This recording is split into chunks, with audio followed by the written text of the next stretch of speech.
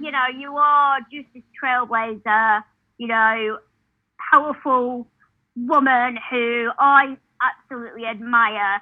And I think very much relating to what we were just talking about, I think I really do want to open up with the first question of what has been your biggest challenge with the lockdown? Is that on a personal level or just with interacting with wider society? Well, I think like most disabled people who were shielding, who are shielding, I've been at home now since the beginning of March. For somebody who is a very social being and very used to networking within the Westminster bubble, and also being a very big party goer, it's been a bit challenging, to say the least. But I realised quite early on that it would take a great deal of our resilience, our collective resilience, to keep each other safe through this period. And what I would like to say first and foremostly, that although we have come up against some horrific assaults on our right to life, we only need to think back to April, when there were threats of DNR notices being placed on our medical notes, should we go into hospital or not, with COVID-19.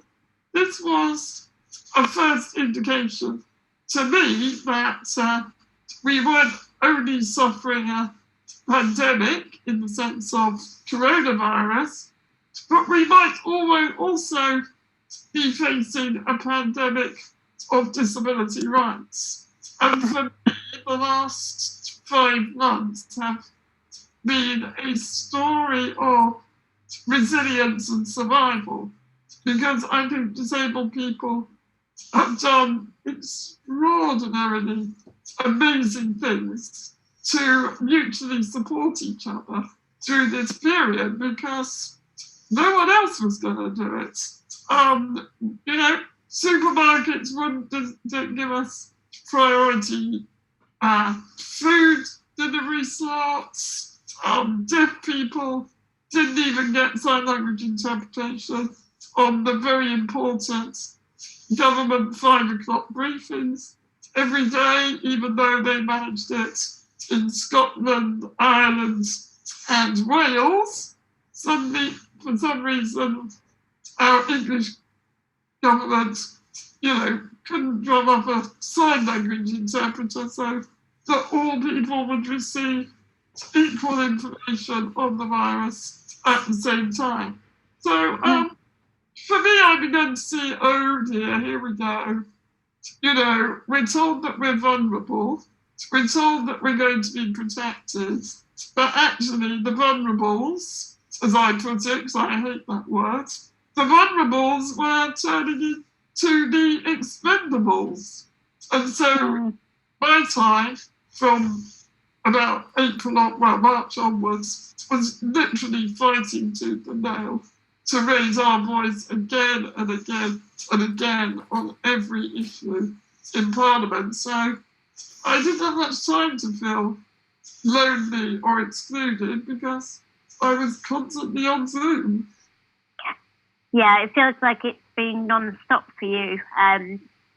But I kind of want to take you back because we know the woman you are today, but I want to take you back before you became this trailblazer. What kind of, who is Jane?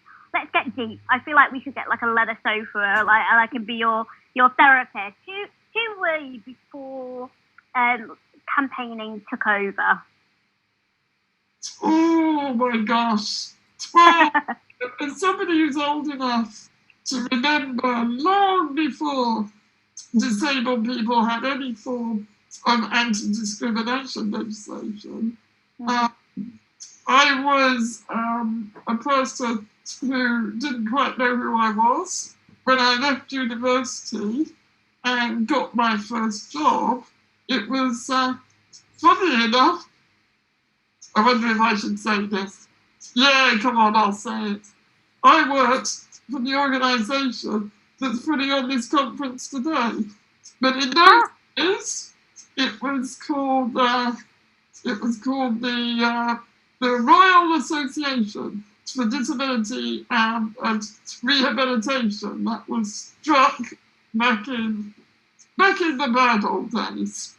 And I got sacked because I couldn't use a typewriter. And I was told I was unemployable. So I didn't have a great start in my career, even though I managed to get a good degree and struggled through university at a time when there was no direct payments. So I paid the cleaner with my mobility allowance to get me up in the morning. And then from there on, I had to beg, borrow and steal help from students to get me through the day until I went to bed. So it was quite a challenge, to say the least. But I told you I'm determined and dogged. And let that down. So the best way was to kind of inveigle students to feed me and help me practically. And in exchange, I'd help them with their essays and often complete their essays for them. So it was a kind of exchange. So there was no such thing as rights. I could be thrown out of a pub because I upset the customers. And I used to go to university in the guards van with the chickens and the bicycles because there was no seat on the train. So after 1995, at least, it was never going to be the panacea. It was never going to be the answer to all our problems.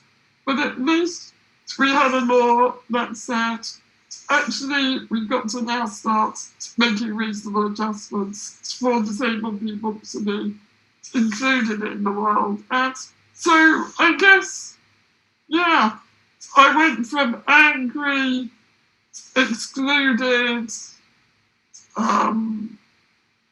sort of troublemaker to somebody now who is very much included at the heart of government, and I have a degree of power that I never thought I would ever have when I was at university. So yeah, personally I've come a long way, but boy oh boy have we got a long way to go, because I am very privileged, There are people who are not in the same situation as me, and it's very important that we fight on their behalf, because we need to invest. We've got to invest now in disabled people's inclusion, because we haven't been investing for a long, long time. And until we do, we will never be free. That's why we got to be freedom fighters.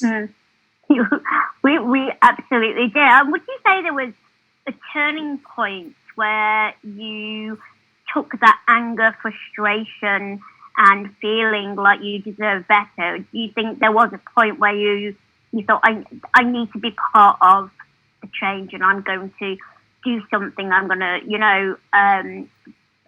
actively seek change? Do you think there was or do you think it was just a natural progression from working with charities, and you just built it up, or was there that moment? No, there was definitely that moment, because when I got sacked from my first job for being unemployable, I naturally began to think I was unemployable.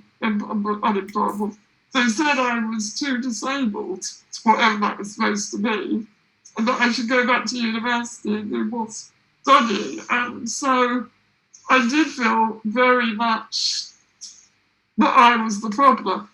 And then I came across an article in a disability magazine that said, look, if you want to come, disabled people need to get together, they need to start self-organising. And do you want to come to a conference? We're holding an annual conference, and it will be the first annual conference of the British Council of Disabled People. And what was important about it was a conference, the first conference I'd ever attended, purely run by disabled people for disabled people. And I went along thinking, oh God, do I really want to be amongst a load of crips? You know, my God, I just want to get away from that all my life. But I went and I heard a man called Mike Oliver talk about the social model of disability. And I think I began to listen. I could feel the hairs on the back of my neck sort of going up. And it was because he said, look, you know, you are not the problem. Disabled people are not the problem. They may have physical or mental differences, but that isn't the problem. The problem is the way that society is organised, the attitudes that people hold about us, and that is our exclusion. We are living in a physical apartheid and an attitudinal apartheid, just like black people, just like women did last century, and we have to begin to change that, you know? You're not going to change yourself, you're not going to suddenly have a cure for your impairment, so get on, get out there and change society. And suddenly, it all fell into place. So, yeah, that was my eureka moment. Yes, I absolutely relate to that, but my activism is very much, I mean, I'd be lost without the internet. I'd be lost without social media. Now, I'm absolutely rubbish at social media, and TikTok terrifies me, and I feel at age 34, I'm not even gonna open a TikTok account. Watch this space. However, you know, getting the message out there, you know, when you were in your prime, so to speak, as an activist, must have been very, very different. Can you tell us how did you get people together? How did you, you know, kind of get your voices heard, you know, and you know, get the support of the community? Well, we certainly didn't have social media. We had telephone boxes. And so, you know, organising disabled people wasn't easy. But I tell you what, Sam, you know, we had absolutely nothing to lose.